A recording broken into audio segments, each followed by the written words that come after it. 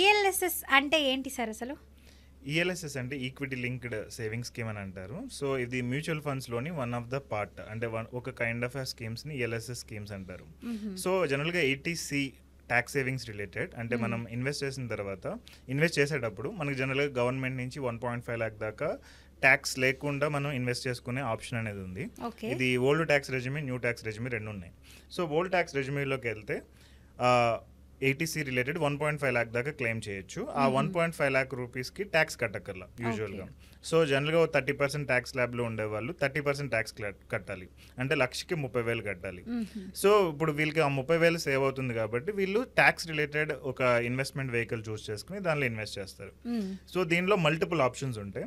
ఒకటి వచ్చేటప్పటికి ఇన్సూరెన్స్ స్కీమ్స్లో ఎందులో అయినా 1.5 lakh కట్టాము అంటే దానిలో మనం దానికి ట్యాక్స్ కట్టక్కర్లేదు.